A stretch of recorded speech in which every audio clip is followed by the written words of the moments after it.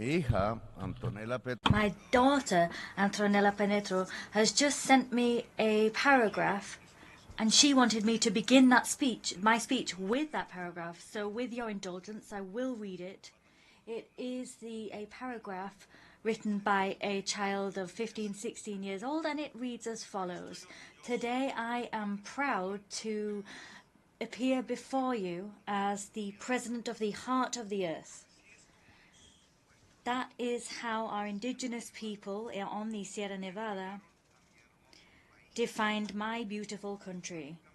Geographically speaking, what they said is logical, and it's logical that we call ourselves the heart of the world. However, if we are the heart, we have to set an example of unity, total peace, and preservation, conservation of nature. If a heart works and beats, that's a great step forward. However, all other parts of the human body are important. If one fails, the rest will follow. As such, from the heart of the earth, we now invite all countries to have their conscience piqued, to stand up and leave aside the greed that is killing human beings and Mother Earth. We invite you all to take a step towards total peace. My daughter is in those paragraphs. Those are her orders. Please take heed. Ladies and gentlemen, presidents of the world, in this very house, the ability of a president to communicate depends on how many dollars he has in his budget. It depends on how many warplanes he has. And ultimately, it depends on the clout that his country has and its ability to destroy humankind. The power of a country in the world is no longer exercised by the type of economic or political system it has or its ideology, but power is wielded according to how much capacity one has to destroy humankind. There is this power of destruction. But who are important are those who really have the power to sustain life. We speak, but we're often not listened to.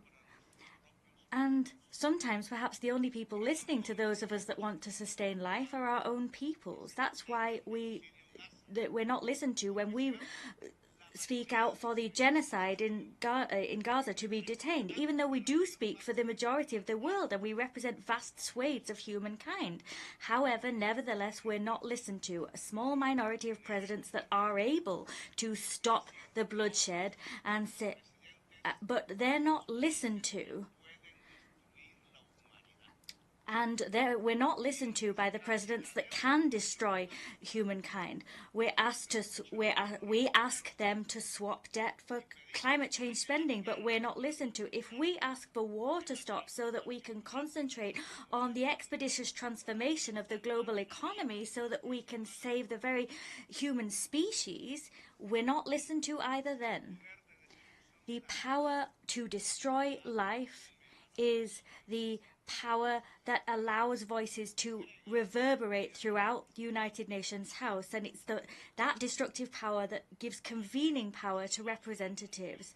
The voice of nations is not heard when we ask humankind to unite to preserve existence. We speak here, but we're not listened to.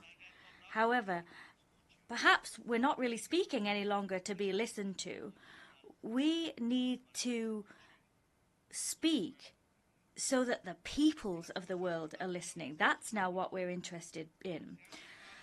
In the last year, 11 million hectares on the Amazon jungle have been burned in only actually 1 month as a result of global warming and climate change. Scientists said that if we were to burn the Amazon rainforest, we would reach a point of no return in climate terms, where human decisions to halt the collapse of the climate would now have no effect whatsoever.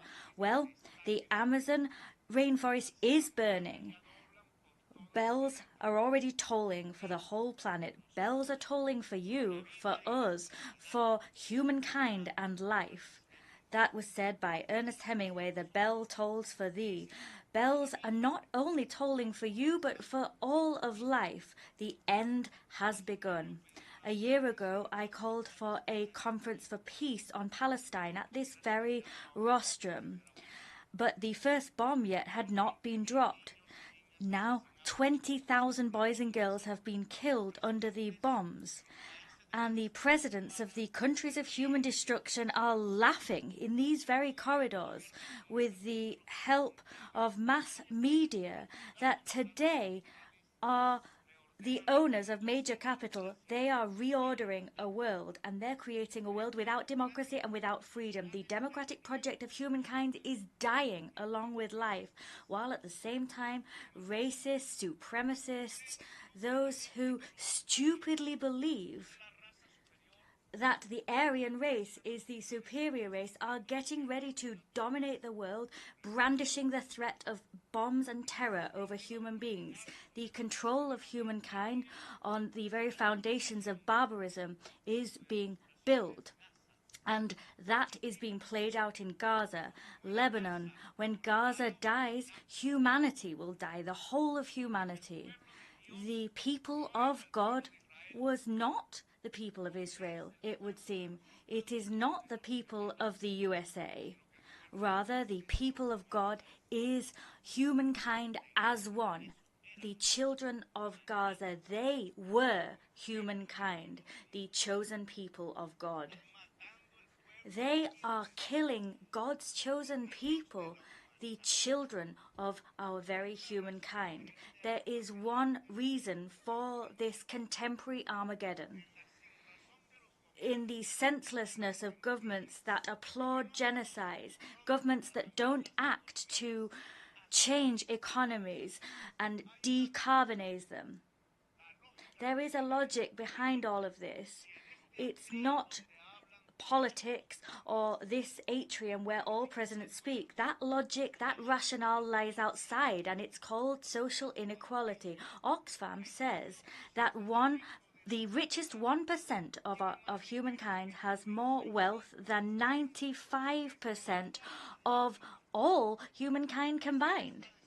It is in that level of inequality where the best of our history lies. That is where the logic of mass destruction lies. Destruction that's been unleashed by climate change, the logic of bombs. Netanyahu, as a criminal, is letting those bombs raise down on Gaza. Netanyahu is a hero for the richest 1% of humankind because he's able to demonstrate that people can destroy themselves with bombs. If wealth is measured in CO2 issued and not in dollars, we have the answer.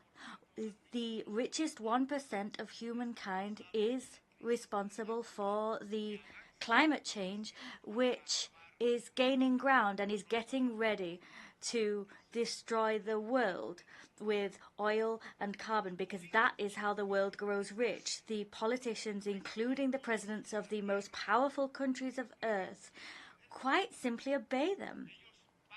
They pay their campaigns.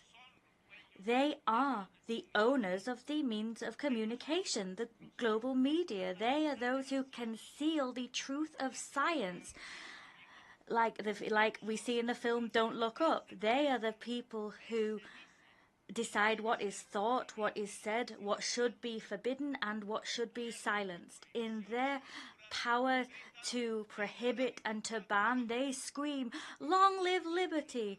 But what they're talking about is nothing more than the freedom of the global 1%. They are obsessed with the free market, and that obsession brings us to the destruction of life and our atmosphere. The free market wasn't freedom, as they claimed it would be. Rather, what it meant was the maximization of death. The richest 1% of humankind is the powerful global oligarchy. They are the people who allow us to drop bombs on women, elderly people, and the children of Gaza, Lebanon, or Sudan. They impose economic blockades on rebel countries, countries that don't yield to their domination, Cuba, Venezuela, because they need to demonstrate their destructive capacity to the remaining 99% of humankind, so that they let them wield power, continue to wield power, continue to grow their wealth, and continue to tighten their control. This oligarchy is bringing humankind to the very brink of its own destruction. Politics just nods its head at them. They ignore the fact that people need freedom, people have power. They ignore the idea of democracy. The question we need to ask from this rostrum is, will the people allow this to continue? There is no more time to waste. Governments are incapable of halting the extinction of human life. Life indeed. Today we need to choose between life or greed, between humankind or capital. All I can say to the people of the world, as a representative of a country without weapons of mass destruction, without dollars, but a country that is beautiful in its biodiversity and cultural wealth, a country that's the country of butterflies of all colours, all I can say to you that now is not the moment for governments, it's the time of our people. Time has run out. Let us fly the flag of life, or our people will fill up mass graves. This was revealed to us by the epidemic. The time has come for people to act. Local action needs to be taken. Globally, we need to come together. Fossil fuel capital cannot continue. People must stop the rising tide of capital. The poison thrown into the atmosphere is lethal, and the chimneys that belch it out must be plugged. Every corner of the world can be a battle against those chimneys. A century ago, we raised a red flag that was held by the hands of the workers of the world. They talked about a revolution against capital. This world has ended. It is no more. It was lost in the largeness, the enormity of states. The red flag could no longer find a place in the history of humankind. However, today, we no longer need to defend a class, a system of ideas, but we need to defend life as a whole. And with that goal in mind, we need to lift up another flag, maybe not a red flag, but a flag of all colors, a flag of the colors of all of humankind. That's why that flag needs to be lifted once more, so that our existence on Mother Earth can be protected. There is the word, socialism. Today it has a new meaning. The brains that are really behind our work are today more connected now than ever before. Human knowledge is more collective than ever before. Let us always revive that magic, that thinking that has allowed us to survive. Individuals are weak alone, and they'll end up being taken over by fentanyl and defeat if they act individually. People are strong if they help each other. And this mutual assistance can mean that we can go global. Mutual assistance, collectively building knowledge, humankind as a new political subject, all of that is the basis by which we give new meaning to the word socialism. We are more advanced than we've ever been. We are at the forefront of intelligent life. Intelligent life must defend itself and defend other lives from a global oligarchy who wields its weapons to destroy that life. New wealth needs to be built, wealth no longer based on oil, but rather on the intensity of free creative work that itself will produce and will allow us make progress even with AI. But that AI does need to be controlled at a global level with public power. Productivity allows us to have creative free time. It allows human brains to come together. And coming together, human brains can achieve more. That network of humanity's neurons is what will allow us to vanquish with our flag held high. That is the flag of life. Now, I'm not really talking to Biden, Macron, Schultz, Xi Jinping, or Putin. But From China, I have the idea of a dialogue between civilizations. From Europe, I've taken the idea of its social compact. From the United States, I've taken its love of its original democracy, the democracy of its founding fathers. From South America, I've taken its diversity. It's jockey on a horse. It's Simon Bolivar. From Africa, I've taken their drums, the drums that summon us to communicate with the spirits of nature. Jesus. From Jesus, I've taken the idea of universal love, light giving life. I've taken all of these civilizational forces that lie within all the peoples of the world. We need to bring them together and draw from them the strength that we need to wage the greatest battle in humankind's history. That battle is, and about this there can be no doubt, a global revolution. We need to build the largest army ever seen, with spaces for warriors for life, men and women. This global army for life will not have weapons from the global oligarchy. It will not have nuclear weapons. It will not compete for weapons. Neither will it have the full coffers and vaults of banks. Neither will it have the power to destroy children in the genocides waged by oligarchies, but it will have the greatest power of us all. That is the power of a humankind that is united and will not allow its very existence to be torn from it. There is only one. There have been millions and millions of light years, and there's only one point we can see in the black universe. That is Earth.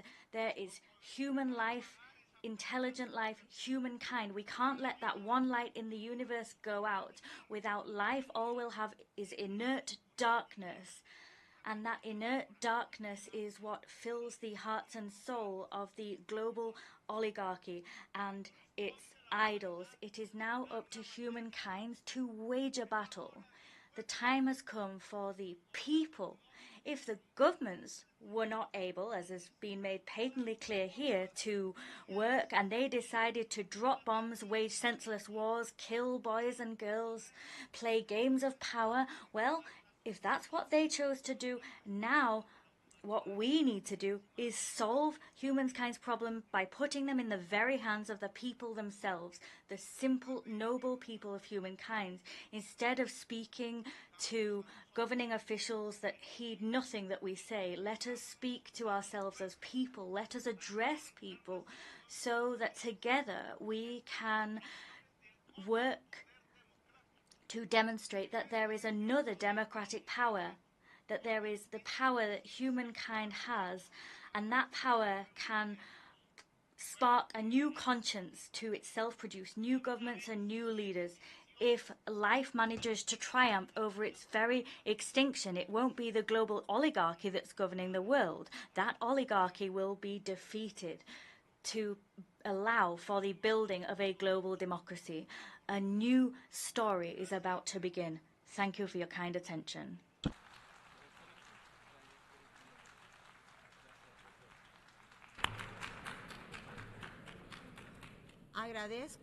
I thank, on behalf of the General Assembly, the President of the Republic of Colombia. The Assembly will now hear an address by His Highness Sheikh Tamim bin Hamad Al Thani, Emir of the State of Qatar. I request protocol to escort His Highness, and I invite him to address the Assembly.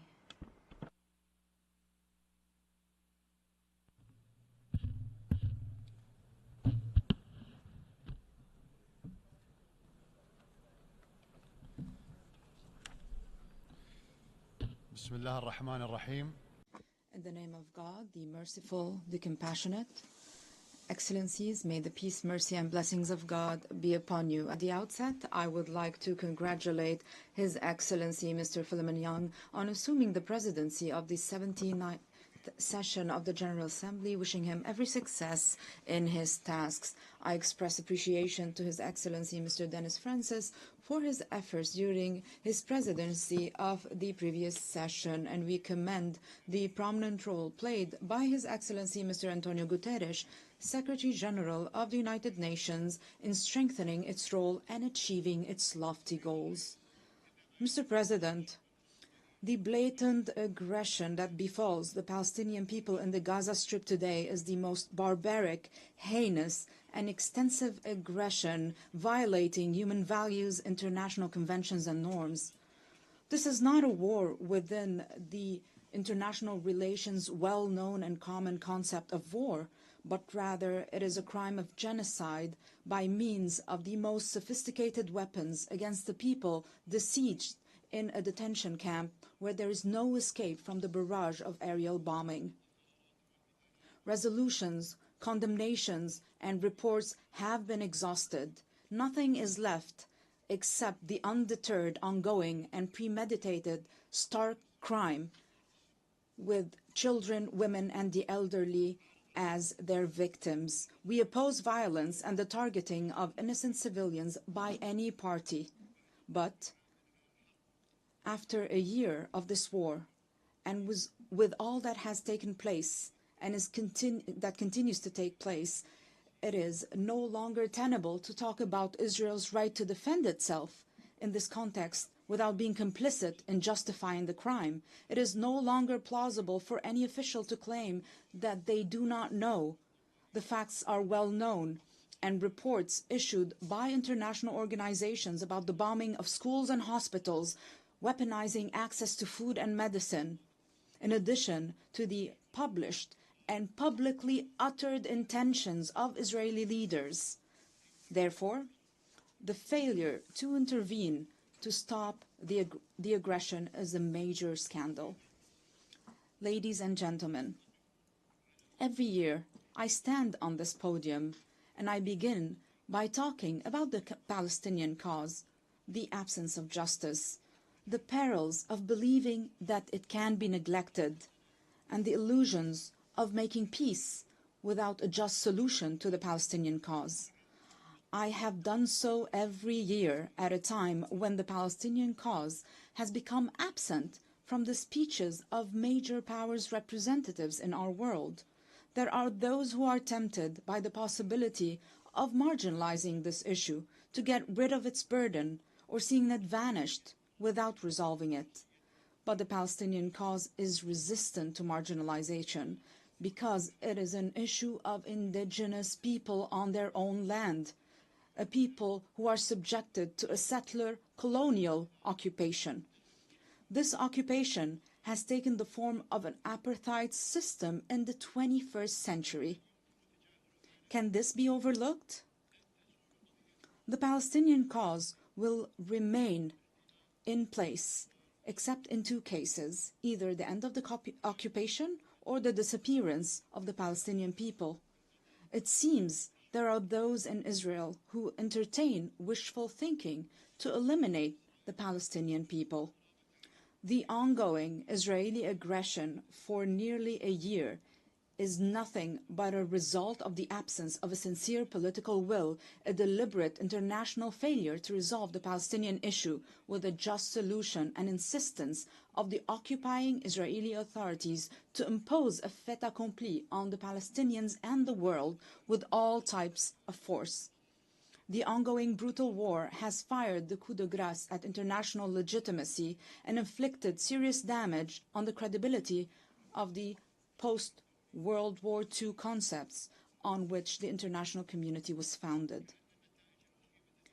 As if the dire consequences of this approach, which are visible before our very eyes, are not enough to prove that ignoring a just solution is conducive to disaster, we discover to our disbelief that some are still trying to find innovative measures to run Gaza after the war, with or without an authority, only on the basis of security considerations. And what is meant, of course, is the security of the occupation, not the security of those languishing under the occupation. It is the same mindset that led from one disaster to another. It is the approach that wants to tailor the entire region to fit Israel, while looking for circumventions to avoid ending the occupation and work on imposing the rule of one people over another by force. Is it reasonable that even after this disaster, the major countries with the ability to influence the course of events are unable to reach a conclusion of the necessity to stop the war and pivot towards a just solution immediately instead of innovatively working on formulations to evade it? The end of the occupation and the Palestinian people exercising their right to self-determination is neither a favor nor a gift from anyone. Unfortunately, the Security Council has failed to implement its ceasefire resolution in the Gaza Strip and to refrain from granting the State of Palestine full membership status in the United Nations, despite the fact that the General Assembly adopted a resolution last May supporting Palestine's request for UN membership.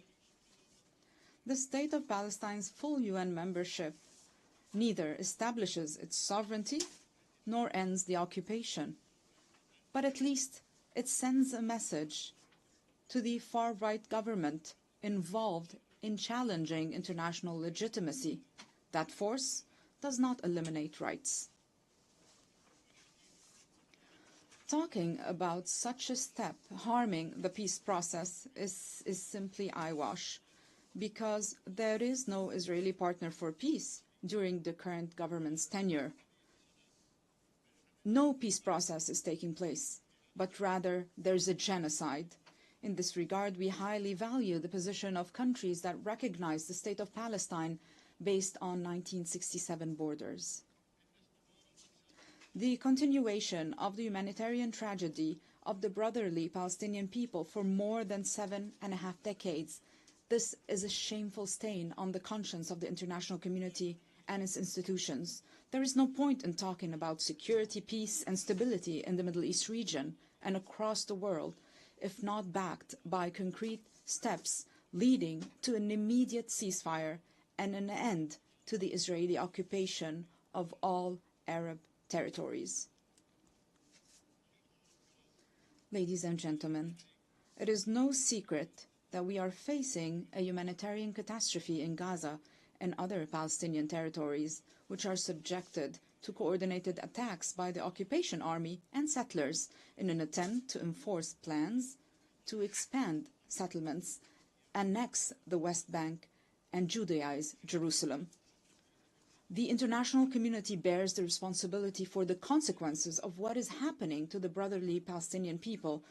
The Palestinian people are subjected to unfolding genocidal war that has resulted so far in the death of more than 41,000 martyrs, let alone the missing under the rubble, including 17,000 children, 11,000 women, 100,000 wounded, and thousands of disabled and millions of people forcibly displaced several times, in addition to the complete destruction of the infrastructure of hospitals, schools, and buildings, including mosques and churches.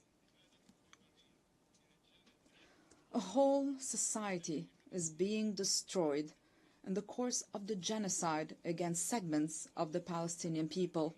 It is the Gazan Palestinian community that has retained its composure and achieved remarkable development levels amid more than 17-year-old stifling siege.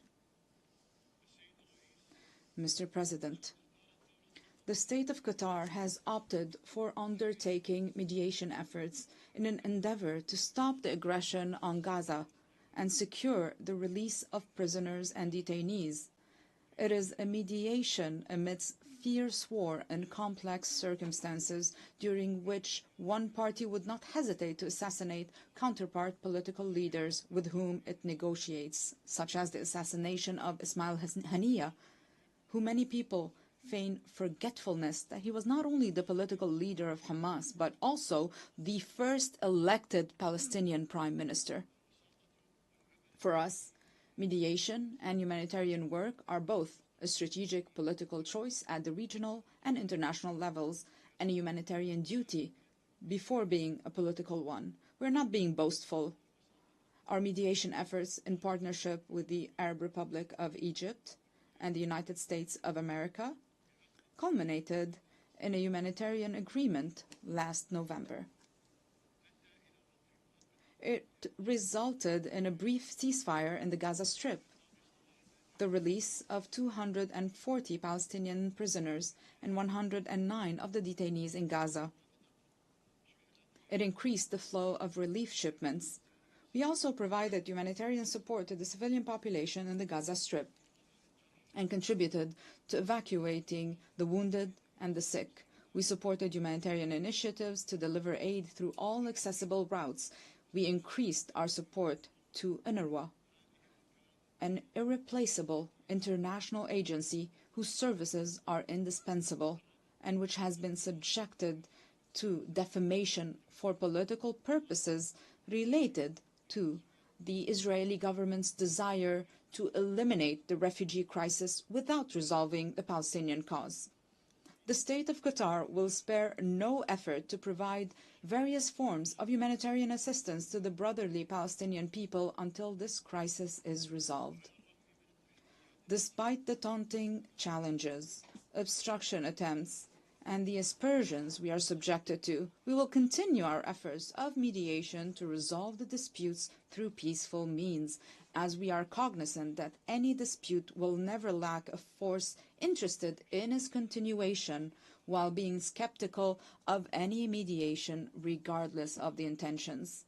We will continue to make every effort with our partners until we reach a permanent ceasefire, secure the release of prisoners and detainees, take the path of a just solution in accordance with the resolutions of the international legitimacy and the Arab Peace Initiative, to enable the Palestinian people to obtain all their legitimate rights, foremost of which their independent state with East Jerusalem as its capital on the 1967 borders.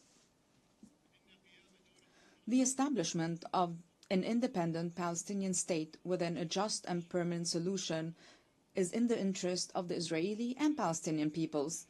We will not achieve this goal except with a serious partner who is aware of the importance of renouncing discord and ending the occupation and all forms of aggression so that we can reach together the desired peace in the Middle East. Mr. President, apart from committing a major crime by rigging wireless communication devices and exploding them simultaneously across thousands of people with total disregard for their identity or location, Israel is currently waging a war on Lebanon, and no one knows to what extent this war could escalate. This is what we have repeatedly warned against. If the brutal war on Gaza does not end, this systematic destructive war must stop. And this is the choice before Israel, as its leaders know very well. They know that it will neither bring security nor peace to northern Israel nor to Lebanon, and that the key to security rests on a just peace. Stop the aggression on Gaza. Stop the war on Lebanon. In brotherly Yemen, we look forward to preserving the 2022 truce and proceeding therefrom towards a comprehensive ceasefire, resolving the crisis, ensuring Yemen's unity, and achieving the aspirations of its brotherly people through negotiations between the Yemeni parties based on the outcomes of the national dialogue, the Gulf Initiative, and relevant Security Council resolutions. As regards to the crisis in Syria,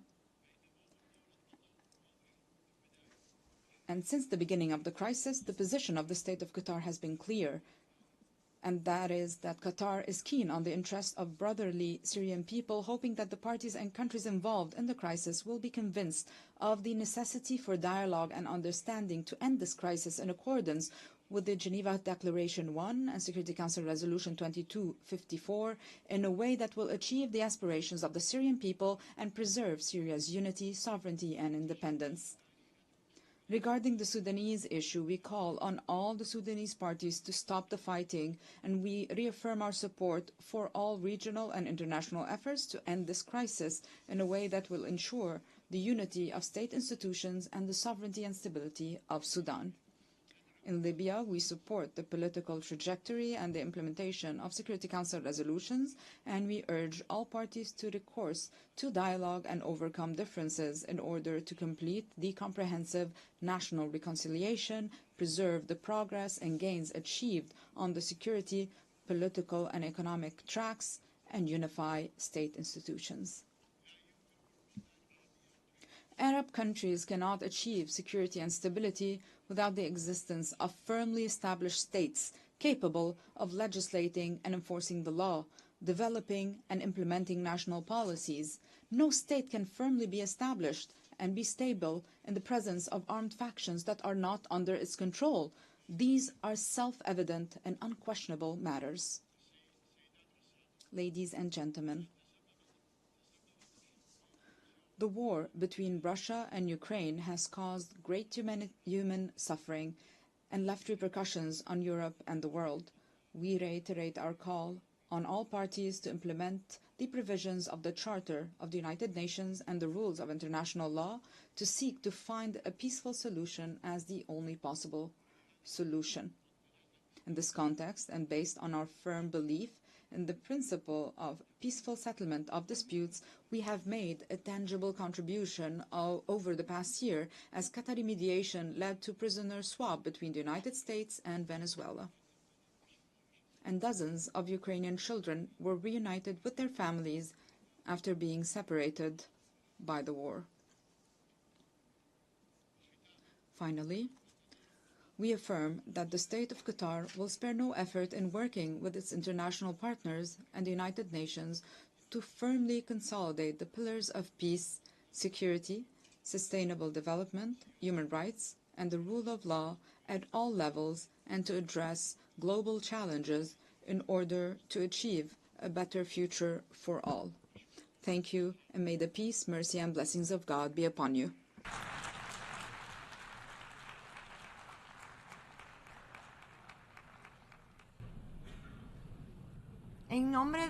On behalf of the Assembly, I wish to thank the Emir of the State of Qatar.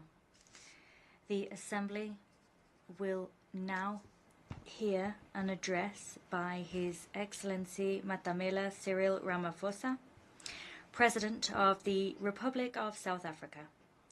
I request protocol to escort His Excellency. I invite him to address the Assembly.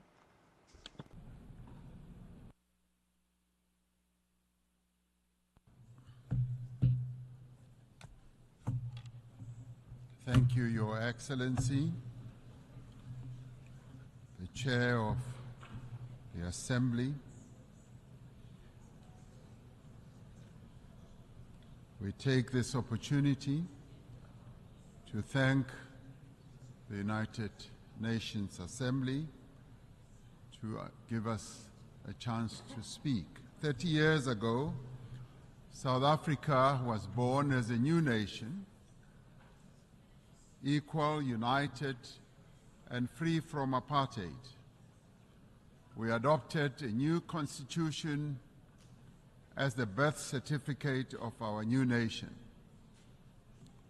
Our first democratic elections brought the tyranny of apartheid to an end, a system that this General Assembly had declared to be a crime against humanity. In adopting Resolution 2202A in 1966, as later endorsed by the Security Council in 1985, the United Nations was a beacon of hope in our quest for justice. The great wave of solidarity of the peoples of the world, led by the United Nations, turned the tide against apartheid. Today, democracy flourishes in South Africa. We have a progressive constitution, an entrenched human rights culture, and strong institutions. We have laws to advance equality and programs to protect societies most marginalized and vulnerable.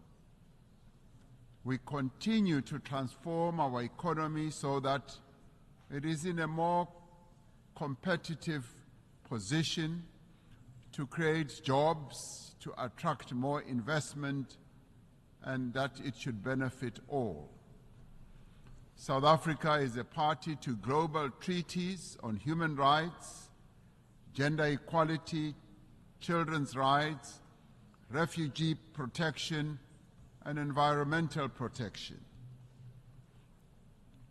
A few days ago, South Africa also endorsed the pact that charts the course for a better future for global governance and towards the attainment of the Sustainable Development Goals. As signatory to the Paris Agreement, we are contributing our fair share towards the global effort and have a just energy transition plan to guide our carbon journey and climate resilient development. Through the African Union, we are working to advance Agenda 2063. We are involved in mediation and conflict resolution across our continent and actively contribute to peacekeeping missions. Our political culture has evolved and it continues to mature. We have just held our 7th free and fair general elections since our democracy, paving the way for the formation of the Government of National Unity. 10 political parties have coalesced around a common agenda for economic growth, job creation, poverty eradication, and sustainable development. South Africa is in a new era, an era of great promise. In what some have called our second miracle, South Africans of all races have rallied behind the Government of National Unity. We are making headway in resolving some of our most pressing challenges. Our economy has started to improve, and investor confidence is on the rise. Our country's prospects look bright, and we look to the future with great hope. The South African story bears witness to the enduring role of the United Nations in global matters. In supporting our struggle, the United Nations affirmed the principles of the UN Charter, the fundamental human rights, the dignity and worth of every person, and the equal rights of nations, large and small. It affirmed the aspiration contained in the Universal Declaration of Rights that we should strive for a world free of barbarous acts that outrage the conscience of humankind. Genocide was declared to be a stain on the conscience of the world, and the world community took a stand against genocide. Apartheid was declared a crime against humanity and a stain on the conscience of the world. The United Nations took a stand against apartheid. These were seen as crimes against humanity then, and they continue to be crimes against humanity now. It has been 11 months since the Hamas attack that killed 1,200 people and where hostages were taken. As South Africa, we have condemned this attack.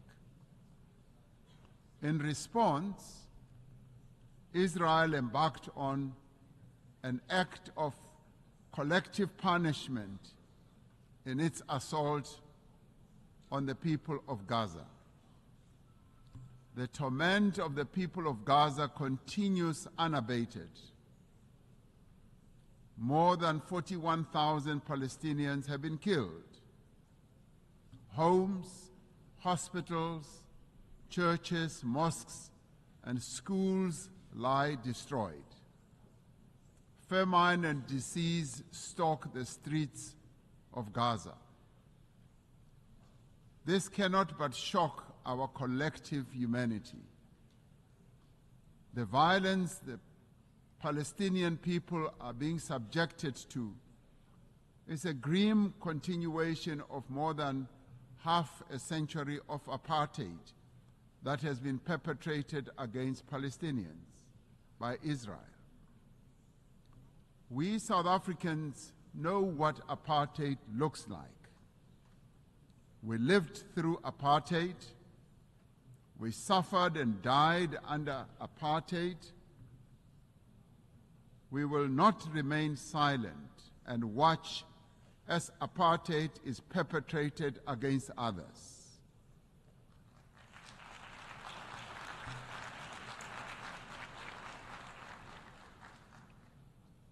Through the United Nations and the instruments it wields, we must end the suffering that Palestinians are being subjected to. We are called upon to uphold the principles of the UN Charter and to uphold consistently and in their entirety the fundamental tenets of international law. International law cannot be applied selectively. No one state is more equal than any other. In December last year, South Africa approached the International Court of Justice, seeking an order to prevent Israel from committing genocide against the people of Gaza. We did so in terms of our obligations as a state party to the Convention on the Prevention and Punishment of the Crime of Genocide. As South Africa, we welcome the support that a number of countries have given to the case that we have launched at the ICJ. The ICJ's orders make it clear that there is a plausible case of genocide against the people of Gaza. They further make it clear that states must also act to prevent genocide by Israel and to ensure that they are not themselves party to the violation of the Genocide Convention by aiding or assisting in the commission of genocide. We reiterate our call for an immediate ceasefire and for the release of all hostages. The only lasting solution is the establishment of a Palestinian state, a state that will exist side by side with Israel, with East Jerusalem as its capital. Our moral conscience further demands that we exert every effort to bring peace also to other countries, especially the eastern part of the Democratic Republic of the Congo, to Sudan, to Ukraine, and other parts of the African continent. We must realize the aspirations of the people of Western Sahara to self-determination. Achieving and maintaining peace and security requires the collective will of the community of nations gathered here. It requires that the UN Security Council should be a more representative body and inclusive. 78 years since its formation, the structure of the United Nations Security Council remains largely unchanged. Africa and its 1.4 billion people remain excluded from its key decision-making structures. This cannot continue. The Security Council has not fulfilled its mandate to maintain international peace and security. The UN Security Council must be reformed as a matter of agency.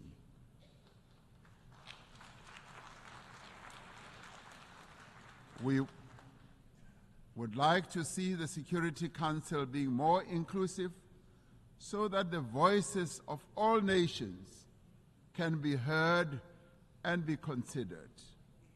It cannot remain an exclusive club of just 5 nations to the exclusion of the many nations in the world. Africa stands ready to play its role in building a safer global order by participating in the work of the UN Security Council on the basis of respect and acceptance. The African Union and its member states are engaged in mediation, in dialogue and diplomacy across our continent to create conditions under which peace and development can take hold. There must be greater collaboration between the United Nations and the African Union towards resolving a number of conflicts and also in addressing the root causes of conflicts that continue to rage. Pandemics and endemics pose a serious threat to us all.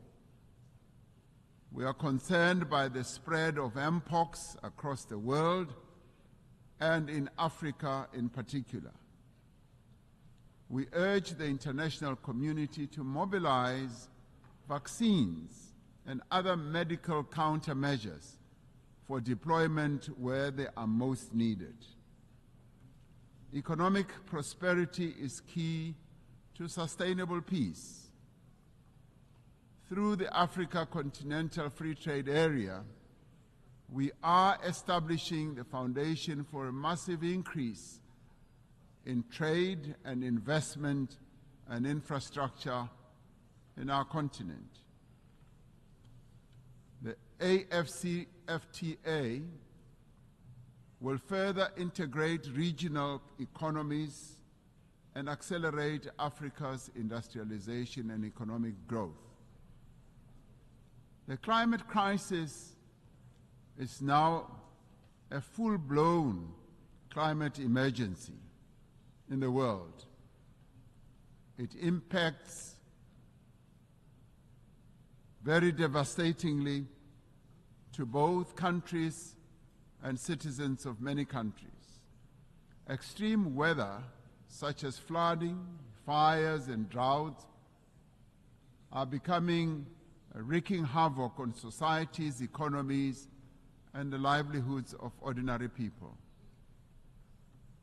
Despite being least responsible for climate change, developing economy countries, and particularly African countries, are bearing the brunt of what they did not create and are in the front line. As South Africa, we remain committed to contributing our fair share to reduce global emissions, guided by the principle of common but differentiated responsibilities and respective capabilities. We have adaptation and mitigation programs and policies in place and have passed a climate change law to further support our emissions reduction targets. It is essential that climate actions do not deepen global inequality or stifle the developmental aspirations of the Global South. The industrialized nations are not honoring their climate commitments, and we repeat the call for predictable and sustainable financing for climate action. We must operationalize the agreed upon climate financing and capacity building instruments to advance mitigation and adaptation. Pursuing sustainable development necessitates that those with greater means should support those who lack them. The world faces annual financing gap of some $4 trillion to achieve sustainable development. We call on better resourced countries to scale up their levels of support to developing economy countries. Debt is the millstone around the neck of many developing economy countries, stifling their potential and development. Debt servicing is robbing a number of countries of much-needed funds to support health, education, and social spending. South Africa endorses the United Nations Secretary-General's call for the reform of the global financial architecture to enable developing economy countries to lift themselves out of the quicksand of debt. We must commit to systems for financing development that are more accessible, agile, and equitable. In 2025, South Africa will assume the presidency of the G20. We will use this important role to advocate for the peoples of Africa and all of the global South, for their development and advancement. South Africa welcomes the adoption of the Pact for the Future and congratulate our sister country, Namibia, as well as for the Federal Republic of Germany for having ably steered the United Nations towards the adoption of the resolution in this regard.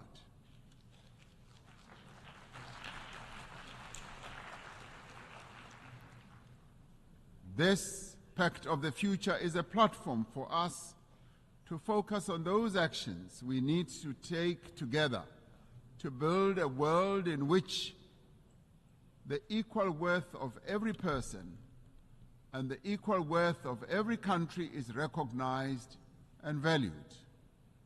We particularly welcome the commitments to place poverty eradication at the center of all our efforts, and for the Sustainable Development Goals financing gap in developing countries to be closed. The disparities in wealth and development within and between countries is simply unjust and unsustainable. We must continue to strive for equal treatment, for equal opportunity and advancement for all individuals and all nations.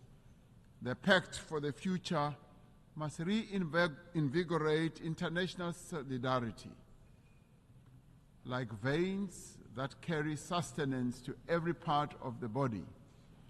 Solidarity is the lifeblood of human progress. It binds us together to nourish the greater good. It is achieving the greater good for the common good to which we all strive. Through dialogue, through respect for the rule of law, through the advancement of human rights, through cooperation and solidarity, we can and we will be able to achieve a better world for all the peoples of the world. I thank you.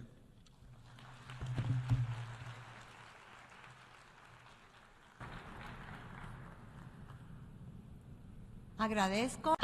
On behalf of the Assembly, I wish to thank the President of the Republic of South Africa. The Assembly will now hear an address by His Excellency Mohamed Muizu, President of the Republic of Maldives. I request protocol to escort His Excellency and invite him to address the Assembly.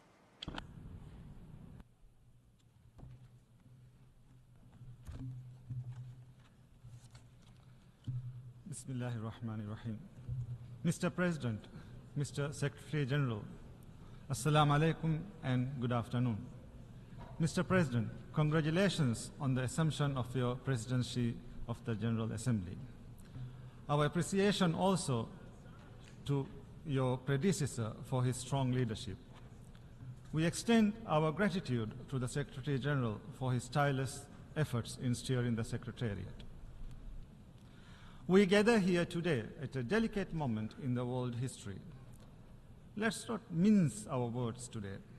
Humanity is in deep trouble, facing an ever-growing list of crises: conflict, poverty, hunger, climate change, the wealth gap, the cost of living crisis, migration, occupation, opioid addiction. The list goes on and on and on. In fact, I have a map here of the world with countries which are facing some sort of crisis in red. Do you see any countries in green who are not facing any crisis? Do you know why? Because we are all deep in the red. Humanity is in crisis, and in many cases it's man-made. But we look the other way, continuing with business as usual. While the alarms are ringing, the band is still playing the same old tunes as the whole ship descends deeper and deeper into uncharted waters. We need nations united in harmony, not united nations in misery. These are crucial times for the world, important years for my country. In 2040, the Maldives will celebrate 75 years regaining its independence. 75 years as a sovereign nation. As we look forward to that milestone in our nation's life, what we can hope to achieve? What do we wish to accomplish? And is the world ready to play its part? I took office as the President of Maldives last November, duty-bound by the aspirations of my people. The same aspirations I hold dear to my heart, not just for the present, but for the future too. Today, I'm here at the United Nations with a vision of where I want to take my country. By 2040, I wish to see the Maldives as a full-fledged developed nation. A nation that commands respect, is relevant, and one that embodies resilience. A society that is inclusive and just. A country that exemplifies sustainability and democratic governance. Destiny is not mere fate. It is a consequence of the many choices we make, the many decisions we take, and the many hours we work. Becoming a developed nation may seem like a daunting task and a distant possibility, but I can tell you this, with a goal in sight and a plan in hand, it is achievable, because prevailing and even flourishing against formidable odds is nothing new for the Maldivians. In 1965, when we regained independence, we were among the poorest countries in the world. 1/3 of our population was illiterate. More than 1 out of every 10 babies were dying before their first birthday. We had no industries, barely any exports, and even fewer prospects. And in just 5 decades, we have reached upper middle income status, a feat we are incredibly proud of. I believe the Maldives can become a developed country by investing in the country's productive capacity and increasing its productivity, by transforming our economy into one that is fully digitized and driven by artificial intelligence, and most importantly, by leveraging the natural beauty and marine resources of our country. Productivity will be the key to economic transformation. This we will do by reforming and strengthening our institutions, increasing our state capacity, and leveraging the private sector. We will also identify and implement policies that support investments in key sectors, such as the digital economy. The Maldives has over 1,100 islands spread across 90,000 square kilometers. Enhancing digital connectivity is key to achieving inclusive development, mobilizing economic activity, and fostering a more diversified and resilient economy. We believe the future is intelligence-driven. This is why we are working towards a digital economy that can contribute up to 15% of our GDP by 2030. This can be achieved through investing in our ICT infrastructure. We are using and expanding artificial intelligence systems to deliver essential services such as healthcare, education, and social welfare. We are also delving into cutting-edge applications of 5G technology, using drones for medical supplies, delivery and implementing smart road systems, and using AI-enhanced technology for erosion detection and environmental monitoring. The transformation can be sustainable only if we transform our education and financial systems.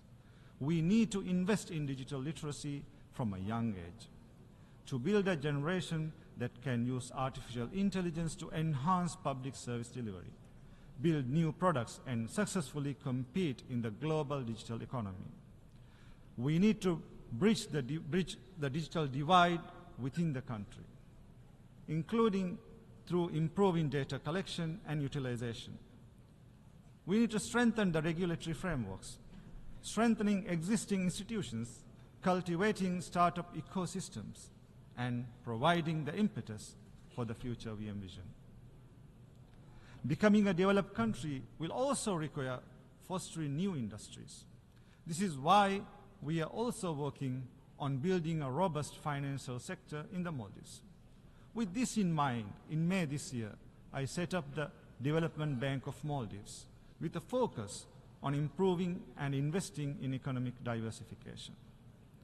The result we desire is inclusive development, where equality of access to opportunities is guaranteed, where women and young people play key players in development, not mere spectators, and where every Maldivian citizen has adequate housing. To support objectives, my government has launched $6.5 million loan facility. It's specifically for women entrepreneurs, of which 25% is allocated to those with disabilities. In the first phase, over 100 projects will be funded across 19 of the 20 atolls and Male, and across 21 business activities. I have also recently launched a Presidential Youth Advisory Board. This board will advise and inform me directly on the needs and views of young people. Inclusivity is at the heart of one of the most ambitious large-scale urban development projects in the country's history, Ras Male. This is my promise to the Maldivian people, a solution to alleviate the long-term housing crisis, an urban oasis where citizens can fully participate in all aspects of city life. Ras Male will utilize modular housing, leverage a state-of-the-art transportation system that is accessible to all. It will be developed as a climate-resilient and safe island. Tourism drives the Maldivian economy. My vision is to expand the tourism sector further. This means building complementary industries centered around innovation and creativity. This means more sustainable and construction practices emphasizing on green and sustainable tourism. We are also expanding our main international airport, our air connectivity, and the fleet of our national airline. These steps will support the expansion of the tourism sector and at the same time generate more revenue for the country. But tourism is also highly vulnerable to external shocks, conflicts, calamities, and causes beyond our control can and have had far-reaching critical implications in the past. We need the international system to anticipate and address these threats. Threats such as armed conflicts, terrorism, violent extremism, transnational organized crime, climate change, ocean degradation, crimes that transcend national borders. Part of addressing these threats is to safeguard and protect people's fundamental rights. In 2015, the world came together to endorse humanity's fundamental rights by committing to the Sustainable Development Goals, or SDGs. But 6 years to the SDGs deadline, we are only on track in less than a fifth of those targets. In June, this organization, the UN, issued a report saying the world is failing to deliver on Sustainable Development Goals. This week, we agreed on a pact for the future. But do we want this document, the pact, to go the same way as this one, the 2015 SDG commitments? I'm sorry, but we can't keep doing this. We can't keep meeting, talking, pledging, but not doing. We don't want these days to come back to haunt us. The days when we had a chance but not a will. We believe the best approach to protecting fundamental rights is to cultivate a culture of respect. This requires support. The Maldives has a good track record of treaty ratification, implementation, and reporting. We champion the right to environment because we are keenly aware of the consequences of environmental degradation. We also believe that violation of a right by any country, large or small, rich or poor, with powerful friends or not, must not be tolerated. This is why the ongoing massacre, the genocide by Israel in Gaza, is a travesty of justice and the international system. The repeated destruction of homes, hospitals, schools, humanitarian infrastructure, the repeated cycles of killing of men, women, children, babies, thousands upon thousands. The world is struggling to process the deaths of so many civilians in Gaza, and now Israel raids Lebanon, claiming hundreds more civilian lives there. Their cries haunt anyone with humanity.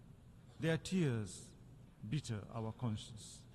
Israel's targeting of journalists, the eyes and ears of humanity, the killing of journalists, Palestinian journalists, Lebanese journalists, Al Jazeera journalists, the closure of Al Jazeera officers. How can we interpret this as anything other than brutal attempts to prevent the world from knowing about the crimes taking place?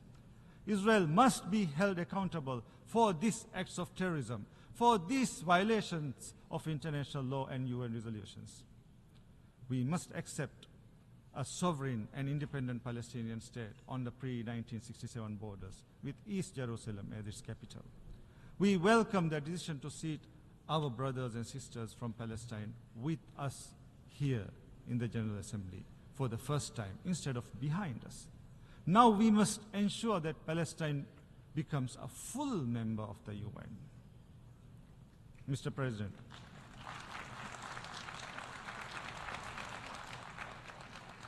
Mr. President, the Maldives is gearing up for an economic transformation that will change lives. But our policies can deliver the results only with sufficient international financial support. The Maldives has always taken ownership and responsibility for its own development. While we have received extensive support towards our development, we urge the multilateral development funds, banks, and bilateral donors to view us as your partners, not just as recipients of aid, to stop looking at our inherent vulnerabilities as limitations, to adopt tailor-made approaches which are mutually beneficial, to reduce the cost of borrowing, to make the financial system work for us, not penalize us, to make your terms flexible, your financing less rigid, to make your lending targeted, affordable, and responsible. Mr. President, climate change is the most serious threat to our world, the defining challenge of our generation. It's washing away decades of progress in mere minutes. It's diverting already depleted resources of long-term development to emergency relief and reconstruction, preventing countries from adapting to climate impact. And the vicious cycle continues. The Maldives has always walked the talk. We are investing in renewable energy. Our goal is to have 33% of the country's electricity demand from renewable energy sources by 2028. On behalf of the Maldivian people, I implore you, do your part, act now. We must face the climate emergency head on, with science, determination, and resources. The rich and emitting countries need to meet the financial pledges already made, especially on adaptation, where the financing gap continues to widen. As we work towards COP29, we must ensure the new goal on climate finance matches the level of climate action required. This means the new goal must go beyond the $100 billion. It must include as a minimum loss and damage response, mitigation and adaptation as sub-goals. One of the biggest victims of the climate crisis is the ocean. The Maldivian people and their livelihoods are dependent on the health and wealth of the ocean. We need to step up efforts to sustainably use and manage our ocean resources, address plastic pollution, conserve biodiversity, and protect endangered species. This morning, I ratified the Global Ocean Treaty. We urge you all to do the same. We urge you to do your part to address climate change, overcome pollution, and reverse biodiversity loss. The transformation the Maldives seeks cannot be achieved without an enabling global environment. Small countries like mine need a multilateral system that champions us and delivers for us. The United Nations is the epitome of the multilateral system. It is well positioned to promote sustainable development, to maintain peace and security, to promote and protect human rights, to enforce equality, the rule of law, inclusivity, and representativeness. But what we are witnessing is the opposite. Inability to stop climate change and environmental degradation, inability to stop war and genocide, inability to stop exploitation and suffering, inability to stop unequal representation. Hence, the United Nations needs reform and revitalization. It needs to be representative. The Maldives cannot and will not watch and stand idle while the multilateral system fails, because our development, our advancement, and our survival is tethered to the world. That's why the Maldives is seeking to get elected to the Economic and Social Council for the 2027 to 2029 term. We count on your support. If elected, the Maldives will strive to make the UN development system more relevant to our times, continuously recalibrating and adjusting, utilizing the latest science and evidence, listening to the variety of opinions and views. The United Nations must enforce its decisions across the UN system and at local level. The United Nations is only relevant when it makes a real difference in our lives. Mr. President, 59 years ago, the Maldives reached out to the United Nations as its first port in a sea of uncertainty. We came here to this great hall, seeking recognition, seeking a partner. We came to you as a poor and impoverished country, but with a vision of prosperity, a vision which we made great progress with your support. Today, once again, we come to you aiming higher, to reach further, and to do better, with a vision to make the Maldives a developed nation by 2040. For I believe development is destiny, and our destiny beckons towards a brighter future for the present and future generations. I thank you.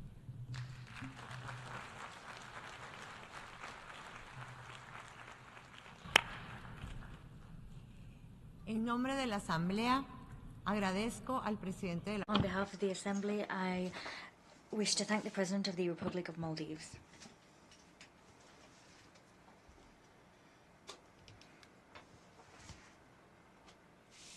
The Assembly will now hear an address by His Excellency Emomali Rahmon, President of the Republic of Tajikistan. I request protocol to escort His Excellency and invite him to address the Assembly.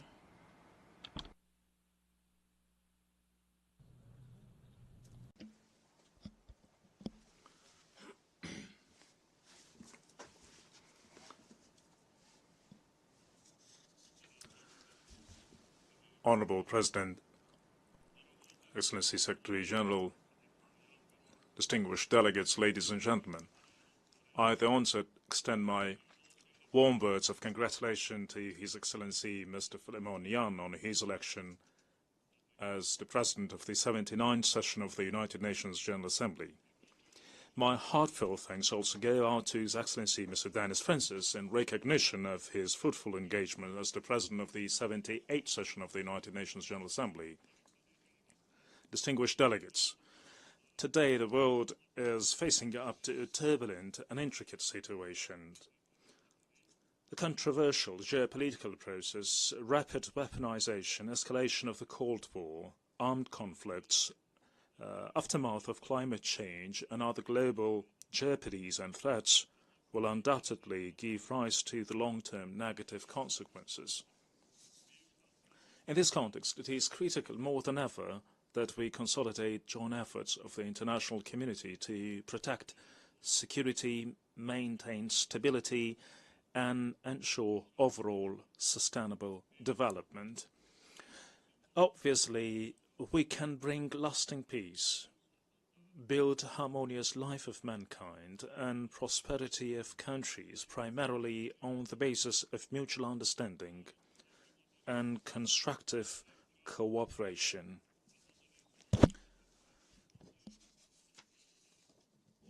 We ought to be united to achieve these objectives, bring all wars and conflicts to an end, as well as implement other peaceful goals. It is high time now to take bold and effective steps forward to strengthen the key role of the United Nations in resolving conflicts and restoring peace and stability across the planet. I, in this regard, would like to propose to adopt a special United Nations General Assembly resolution declaring the decade of promotion of peace for future generations. As I've stated time and again, Tajikistan always advocates the solution of all conflicts only through political and diplomatic means. At the same time, I would like to emphasize that the Republic of Tajikistan continues uninterrupted, unwavering support of an implementation of the 2030 Agenda to achieve sustainable development goals. It is worth noting that the principal message of this agenda is also reflected in Tajikistan National Development Strategy 2030, and continued efforts are being taken to achieve the primary goals. Nevertheless, the existence of a wide range of difficulties hinder the timely financing of sustainable development. Challenges include security turmoil, economic and financial crisis, unprecedented warming due to climate change, and loss of biodiversity, as well as an outbreak of contagious diseases.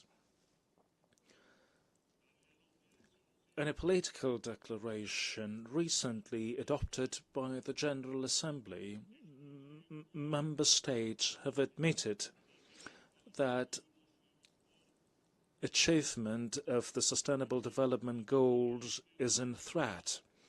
According to the United Nations Secretary-General's report, the international community will be able to achieve only 17% of Sustainable Development Goals by 2030. We are witnessing the setbacks in results achieved within the Sustainable Development Goals in many developing countries. In view of this, we need to intensify our efforts to implement the 2030 Agenda in a timely manner and pay particular attention to the financing for sustainable development. It means that we need to prioritize sustainable development for developing countries and financing with a view to facilitate and promote the sustainable development achievement. We do also believe that the 4th International Conference on Financing for Development, scheduled to be held in Spain in July 2025, as per the United Nations General Assembly resolution, will play a crucial role in exploring new approaches to remove barriers on the way to financing for development. Necessarily, the activities of the international financial and economic system should meet the needs of developing countries so that it can facilitate the timely counter-response of member states to modern threats and challenges. In that context, in order to implement the goals and programs we've outlined, we believe it is important to continue financing countries in need by international financial institutions, especially through the means of the International Development Association, IDA. Digital technologies and artificial intelligence pave the suitable ways for achieving the Sustainable Development Goals. Tajikistan is taking effective and the most necessary measures for the gradual transition to digitalization system by adopting the national strategy and relevant conceptual legal acts. I, in this respect, propose to the General Assembly to adopt at its upcoming session a special resolution on the role of artificial intelligence in creating new opportunities for socio-economic development and acceleration of the Sustainable Development Goals achievement in the region of Central Asia. Tajikistan recognizes the importance of the Summit of the Future held in the framework of the current session of the United Nations General Assembly. The intergovernmental document, the Pact for the Future, adopted during the summit, plays a key role in ensuring peace, security and sustainable development, and we welcome the willingness of the international community to implement this pact. This pact was adopted at a time when millions of civilians are exposed to security risks and dangers in different regions around the world. We reckon that the international community must take joint and effective actions to withstand the threats of terrorism and extremism, radicalism, cybercrime, trafficking in narcotics and weapons smuggling, and fight other manifestations of transnational crime. Furthermore, the rise of Islamophobia, as well as the trend of practicing double standard policy in international relationships in recent years, has become a matter of our deep concern. Our country constantly carries out joint actions in cooperation with the United Nations and its specialized agencies, as well as other international partners to counter security threats and challenges. Consequently, Tajikistan and the state of Kuwait, in cooperation with the United Nations Office on Counterterrorism, will hold the next high-level conference in the framework of the Dushanbe process on counter-terrorism in the city of Kuwait this November.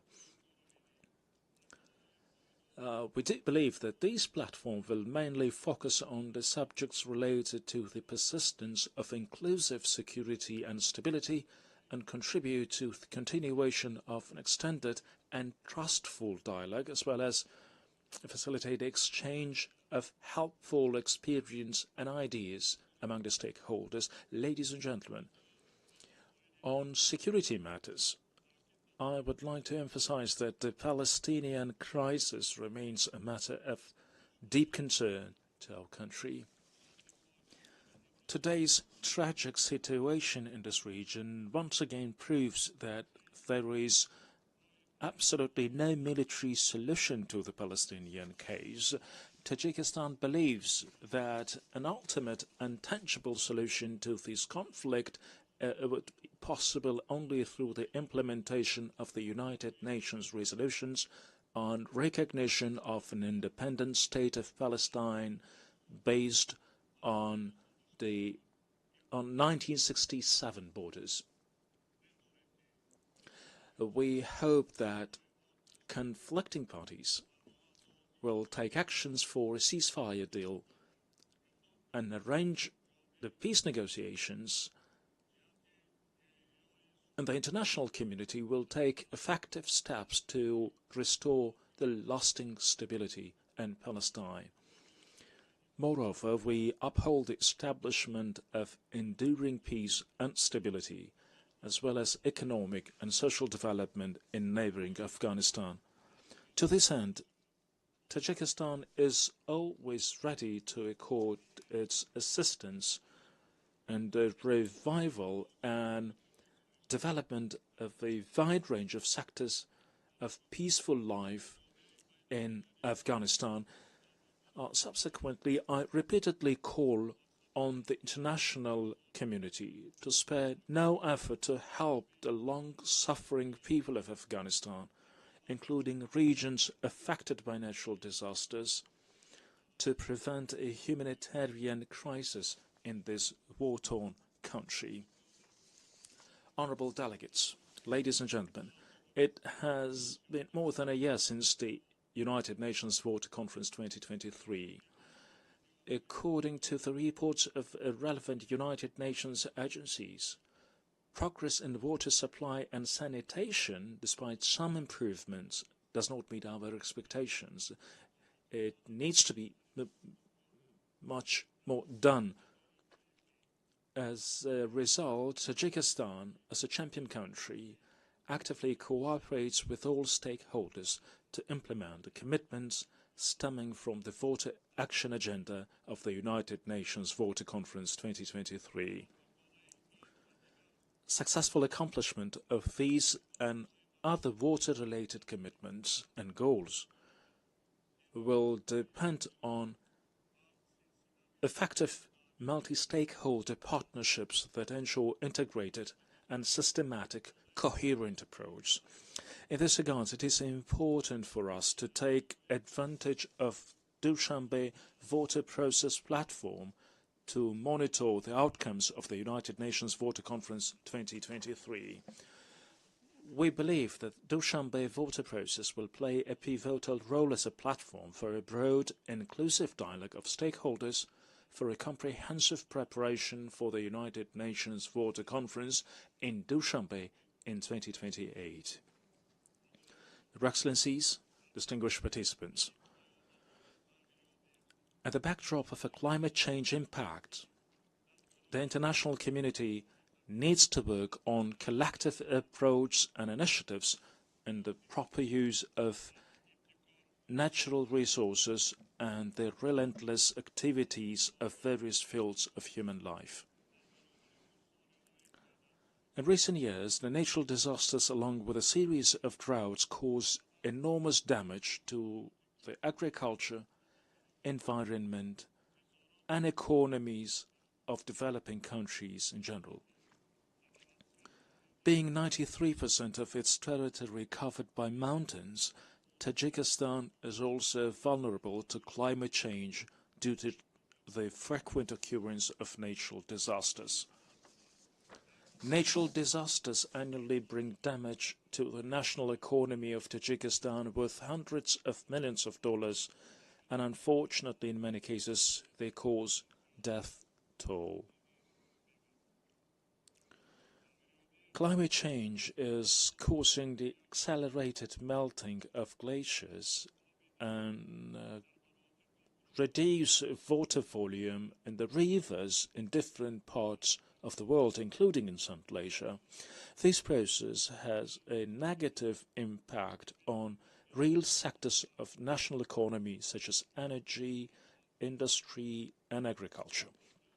To date, more than 1,000 out of 14,000 Tajikistan glaciers, which are the main source of drinking water in the region, have completely melted, and the pace of their melting is dramatically increasing. This is despite the fact that precipitation and glaciers of Tajikistan make up to 60% of the source of water resources in Central Asia. And while the United Nations General Assembly's declaration of 2025 as the International Year of Glaciers Preservation at the initiative of Tajikistan provides a suitable basis for a developing cooperation among stakeholders. Pursuant to this United Nations General Assembly resolution, March 21st was declared as the World Glaciers Day, and an international trust fund to promote the glaciers preservation was established under the auspices of the United Nations Secretary-General. Concurrently, the first high-level international conference on glaciers preservation will be hosted in Dushanbe, Tajikistan next year.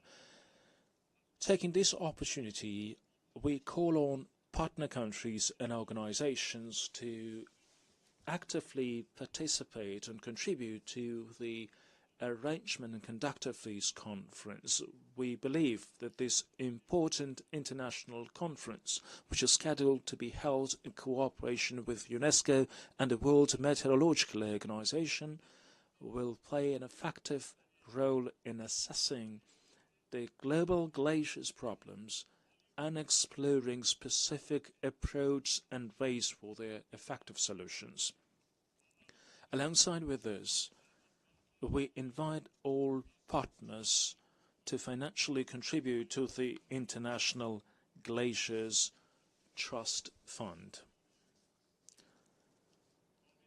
It is worth highlighting that to further advance the glaciers preservation agenda, Tajikistan, together with France, has put forward another initiative to declare 2025-2034 a decade of action for cryospheric sciences.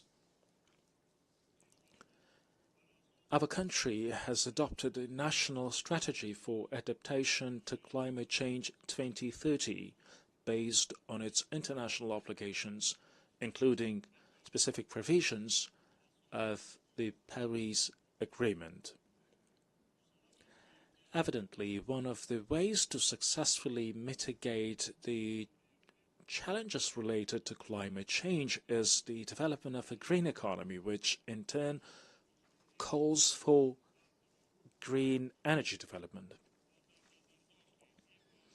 Considering the importance of this reality, our country has approved and currently is implementing the Green Economy Development Strategy for 2023-2037.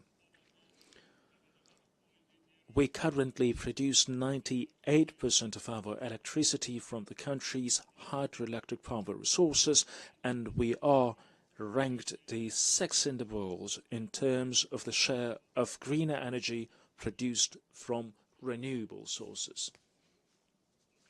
The goal of the implementation of our plans in this direction is to turn Tajikistan into a green country by 2037. Today, finding solutions to the daily issues of adaptation to climate change and reducing the severity of its negative consequences is considered one of the top priorities for the international community. We hope that developed countries, the United Nations and its specialized agencies, influential international financial institutions, and other international and regional multilateral entities will further continue to pay serious attention to these important and critical issues. We are convinced that the international community succeeds to achieve its common goals and objectives through the development of trustful dialogue, mutual understanding, and constructive, rewarding cooperation. I thank you for your attention.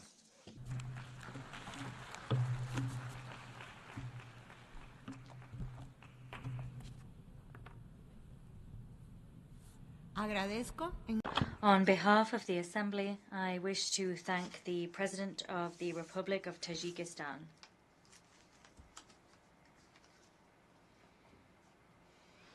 The Assembly will now hear an address by His Excellency Gitanas Nausėda, President of the Republic of Lithuania.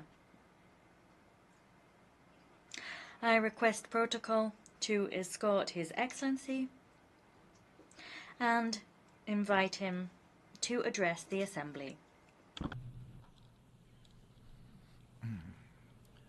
Dear President of the General Assembly, Excellencies, ladies and gentlemen, over the last 2 days in this very room, global leaders welcomed the Pact for the Future. Together, we reaffirmed our commitment for multilateralism anchored in the 3 pillars of the United Nations: sustainable development, peace, and security, and human rights. These are all great and noble principles that have defined the essence of the United Nations systems since the end of the Second World War. Most significant global political developments, from decolonization to the end of the Cold War and the singing revolutions in Europe, have seemed to bring us closer to the bright future of peace, freedom, and human dignity.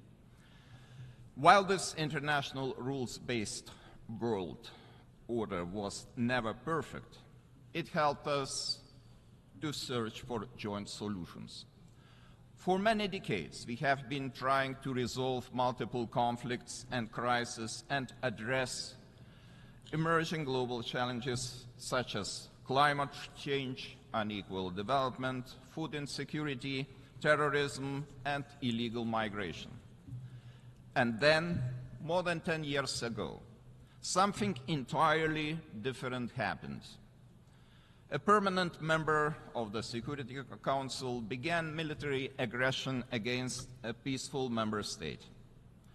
At first, covertly, then more and more openly, breaking ever more international norms.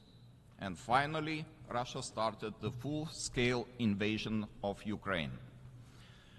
Today, even though we face yet another distressing crisis in the Middle East, as well as rising tensions in the Indo-Pacific region, the Russian war of aggression is the most dangerous threat.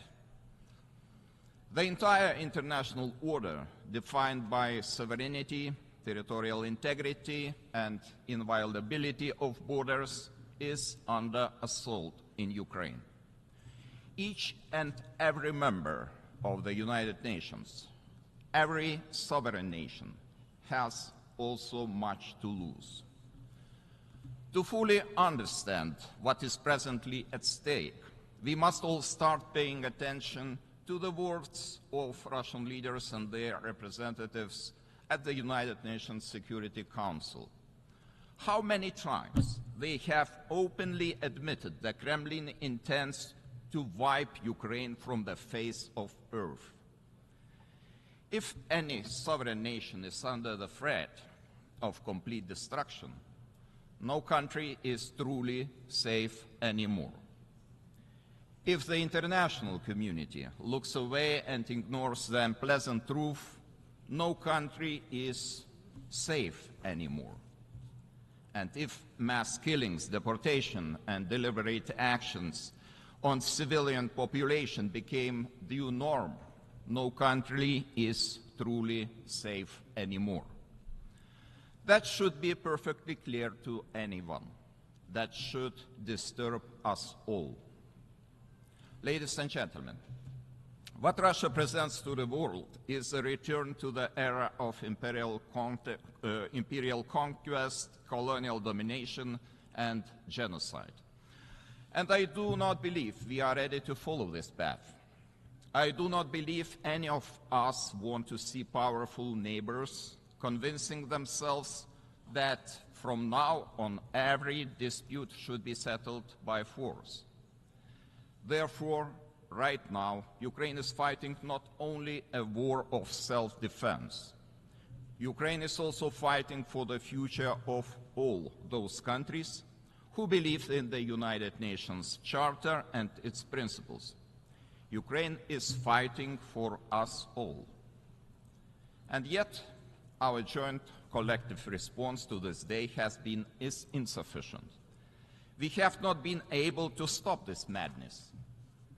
We have not been able to force Russia to reconsider its dangerous course. We have not been able to hold it accountable for so many violations of the United Nations Charter. Why was that the case? Because to this day, the aggressor is hiding under the cover of the Security Council's permanent membership, hiding in plain sight, mocking every one of us with its unrestricted veto power. It is a terrible blow to the very credibility of the United Nations system. And still we keep hearing some calls for Ukraine to surrender, to compromise on its sovereignty and territorial integrity, or to accept Russia's ultimatums. Why should the aggressor be rewarded? Why should appeasement work this time when it failed so spectacularly almost 90 years ago? Why should the victim agree to the demands of the aggressor, sitting safe in the Kremlin after so much bloodshed and loss of innocent lives? Ukraine is still fighting. Ukraine is still going strong, regardless of all the appeasers and doomsayers. And only Ukraine has the right to determine the actual conditions for peace. Meanwhile, we have the duty to support Ukraine, to restrict Russia's ability to wage war and ensure the accountability of those responsible for the crime of aggression and crimes against humanity, to reform the Security Council and to rebuild the credibility of the United Nations Charter. To withstand enormous pressure and win this war, Ukraine will need more military equipment, ammunition, medical supplies. Ukraine also urgently needs humanitarian and financial aid. This upcoming winter will be extremely difficult for the Ukrainian people. Constant deliberate Russian attacks on critical energy infrastructure have destroyed more than 80% of Ukraine's thermal energy generation and a third of its hydro generation. To prevent a humanitarian catastrophe, our assistance should be swift and focused on the energy sector. Lithuania calls on other parties, including Belarus, Iran, North Korea, and China, to stop providing Russia with military support, including the transfer of dual-use materials. More arms for Russia means more civilian deaths, more civilian infrastructure destroyed, more chaos. There is only one path towards comprehensive, just, and lasting peace: Ukraine's peace formula. It deserves universal support because it is based on the universal principles of the United Nations Charter: sovereignty, territorial integrity, and international law. Lithuania urges all peace-loving countries to actively engage in these efforts, including preparation for and participation in the next summit of the peace formula. The war could enter the end phase tomorrow if only Russia agrees to disengage and withdraw its forces from all the occupied territories. Ukraine does not want Russia's territories. It wants to liberate its own people, not Russia's.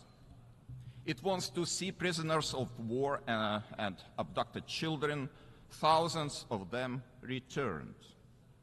It wants the constant, deliberate bombing of civilian infrastructure, of so many schools, hospitals, and power stations to finally stop. To achieve lasting peace, more actions will have to follow. Justice will have to be served.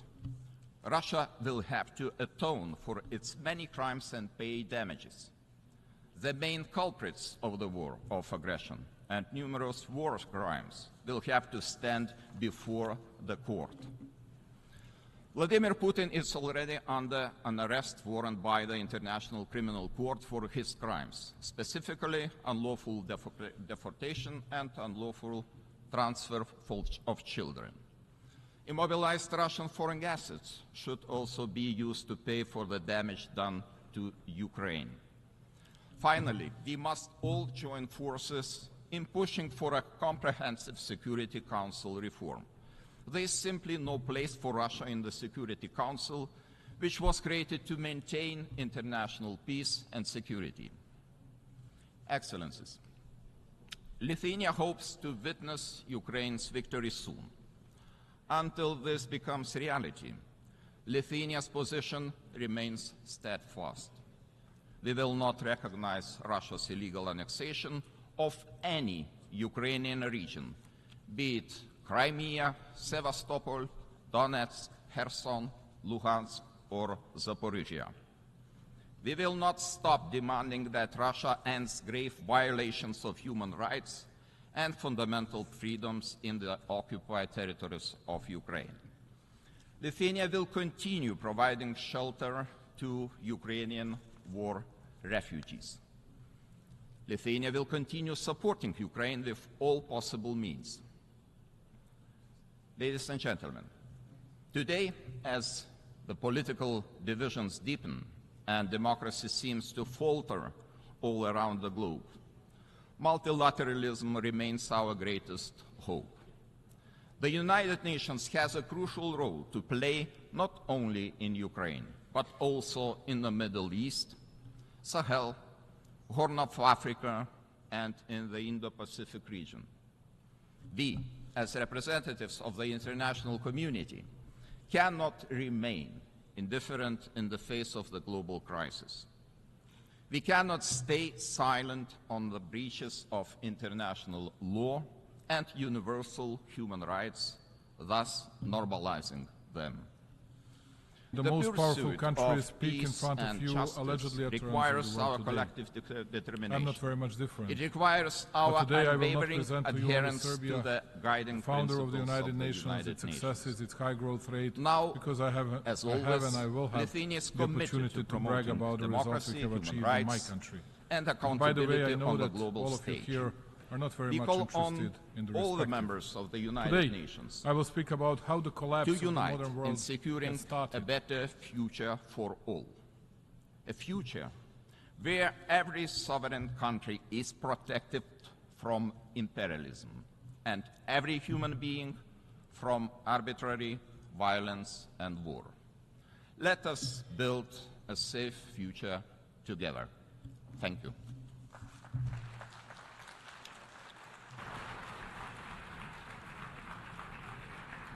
On behalf of the Assembly, I wish to thank the President of the Republic of Lithuania. Dream hunger. Let's take a look at the screen. The Assembly will hear an address by His Excellency Julius Maada Bio, President of the Republic of Sierra Leone.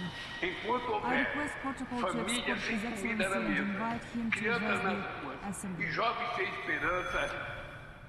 Não haverá paz. We promised to eliminate extreme poverty and hunger until 2030. However, far from falling at the necessary pace, Madam hunger President, I congratulate His Excellency Philmon Yang on his election as President of the 79th session of the United Nations Secretary-General and express Sierra Leone's support to you during your tenure. I extend my deep gratitude to His Excellency Dennis Francis for his principled stewardship as President of the 78th session of the United Nations General Assembly. I appreciate and thank His Excellency António Guterres, Secretary-General of the United Nations, for his tireless effort and global leadership. Madam President, more than 30 years ago, Sierra Leone was plunged into a decade-long brutal civil war. More than 50,000 people were killed, and millions fled their homes as refugees and internally displaced persons. The situation in Sierra Leone at that time was not unique. Conflicts existed in other parts of West Africa, in Africa, and around the world. In Sierra Leone, however, we overcame our challenges with a common vision for peace through genuine dialogue, committed leadership, and action. Notably, the hard-won peace we enjoy is not without its fragility, and we remain vigilant in safeguarding it. Sierra Leone's peace journey exemplifies the values of ownership, engagement through dialogue, and our partnership with ECOWAS, the United Nations, and the broader international community, which yielded the peace dividend.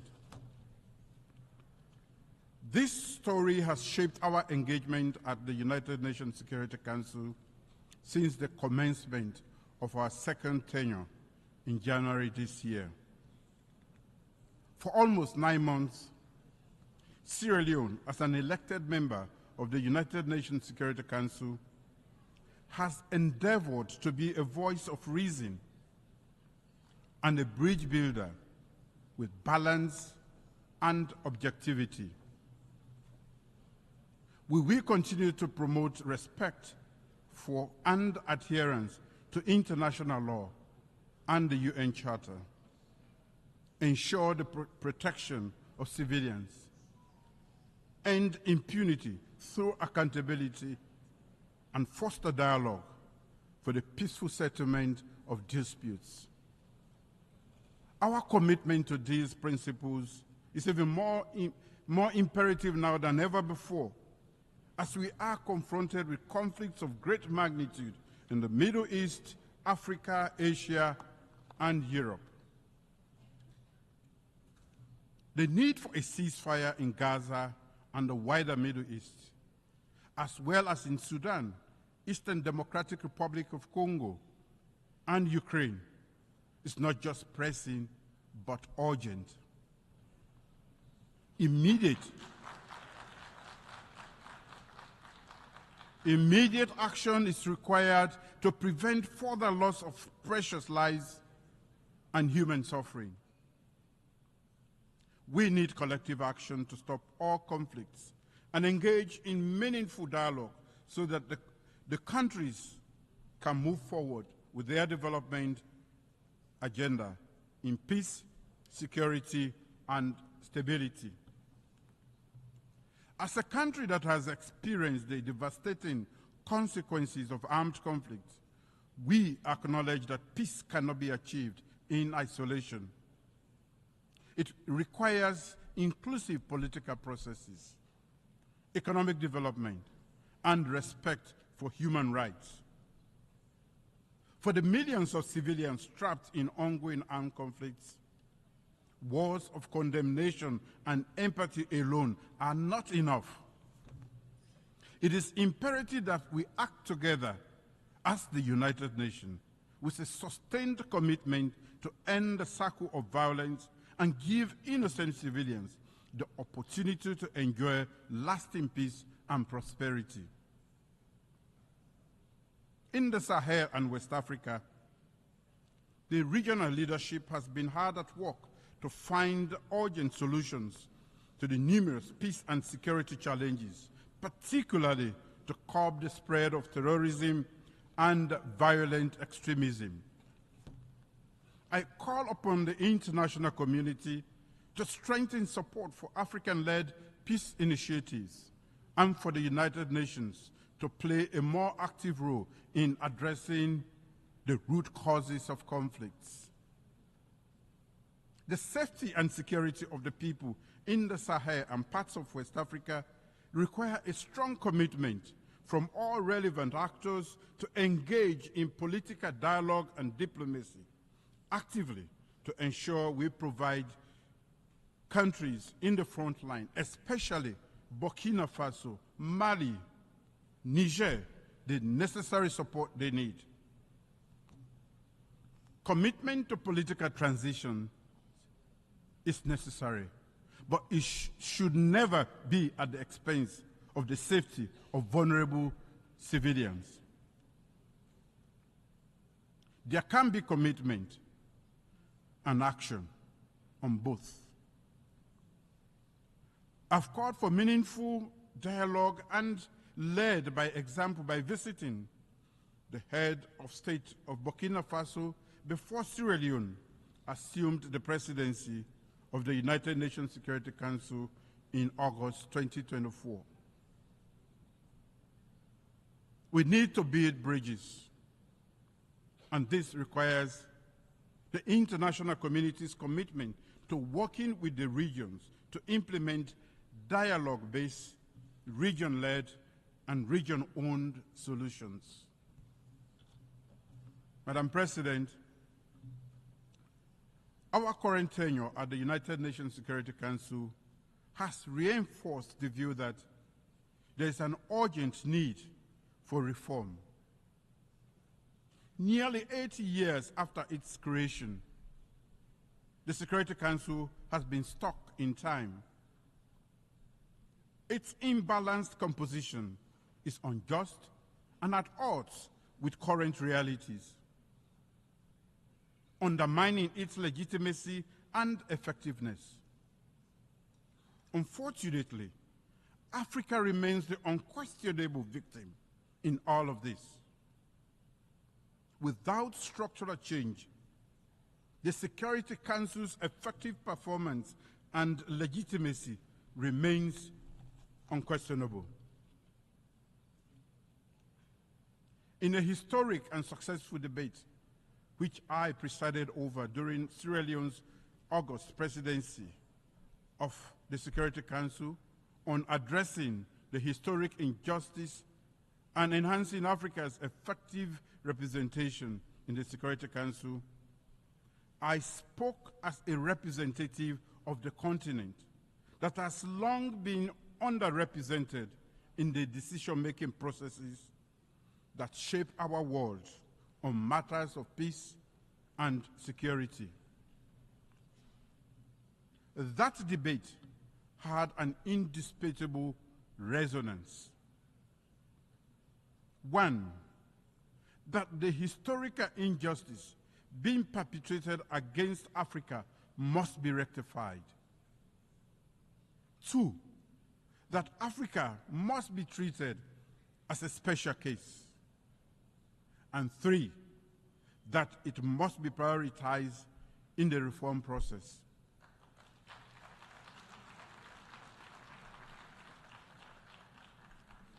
In expressing appreciation for the active and supportive engagement by the many interest and regional groups, as well as invited member states to the debate, the facts and issues are now clear to all. Africa has long been marginalized in global decision-making processes, and its voices are often drowned out. The legacy of colonialism, economic exploitation, and political marginalization has left deep scars on the African continent, thereby affecting its development, stability, and influence in international affairs. This results in a lack of meaningful representation on issues that directly affect the continent, such as conflict prevention, conflict resolution, peacekeeping operations, and sustainable development. Addressing contemporary global security challenges require the collective wisdom and cooperation of all nations, not just the privileged few or the most militarily or economically powerful.